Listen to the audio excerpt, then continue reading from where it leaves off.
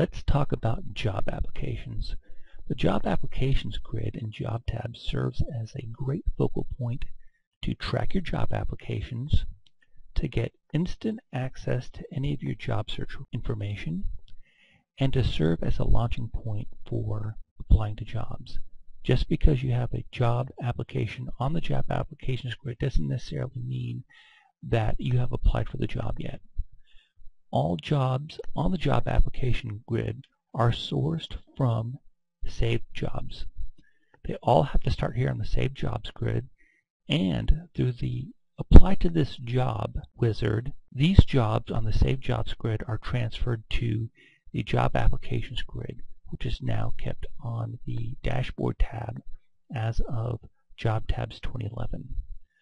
What we're going to focus on initially is applying to jobs, and that is going to confine our focus right here to the draft section of the job applications grid. Now, by and large, most of these columns are self-explanatory, but I'm going to touch down on them briefly. For example, your status, you have 3 statuses here in JobTabs. You're either in draft mode, open, or closed. The date you applied for the job. There are 3 ways to apply to a job as of now in JobTabs. They are email, print, and online, and they all have their corresponding icons. The little globe is the icon used when you want to apply, when you have applied to a job online. The email icon is obviously the icon that's used when the job application has been completed via email, and the printer icon is a catch-all for all other forms of applying to a job.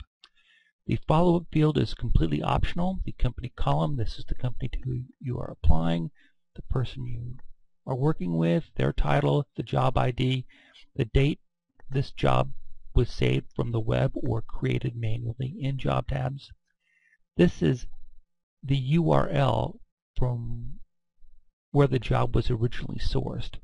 If you manually created the job, you obviously aren't going to have anything like this, but if you downloaded the job from the web, you can always go back to the original web page by clicking this ellipse in this column. Then we have the cover letter icon, and then we have your resume column. Now these columns may seem redundant because you have these tabs up here, but really these 2 columns, the cover letter column and the resume title column, are for changing your resume or changing your cover letter. These tabs up here correspond to your cover letter in its current form and the resume you have selected.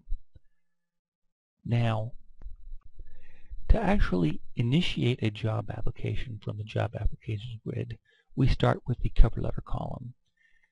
If you indicated in the job application wizard that you can apply to this job via email, when you click this cover letter, you're naturally going to be presented with an email dialog. If you've already designated a resume to include with this job application, it's naturally going to show up here with your standard resume name. If you haven't, for example, on this job application, we haven't designated a resume, we can fire up the email and there's not going to be a resume list box. And let me show you what happens when you actually try to send a job application without a resume. We'll just support@jobtabs.com.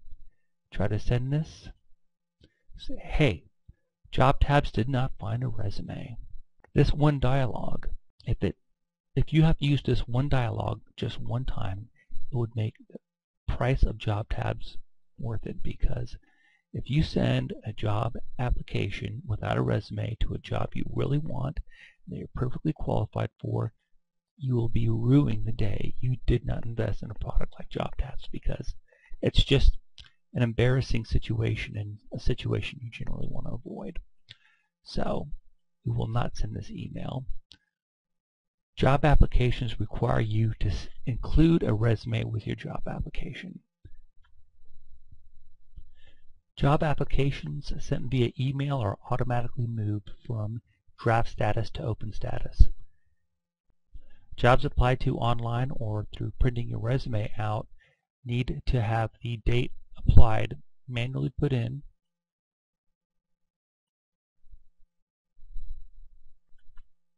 and they also need to have a resume. You have to include a resume, and that can be done simply by double-clicking this column, opening up the resume selector. We'll include this accounting as a PDF, save it, and we can now move it from draft to open. From here on out, you can manage the details of this job application by simply clicking on the cover letter to remind you what you said when you applied to this job, the resume you sent, and the details therein.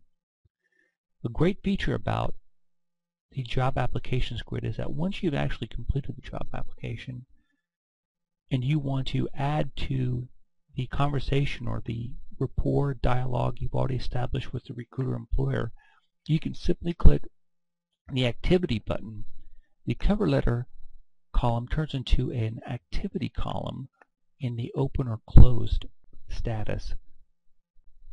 The value here is that you just click the activity button and you are automatically taken to the job application, and you can immediately review your entire dialogue and relationship you've had with that employer or that recruiter.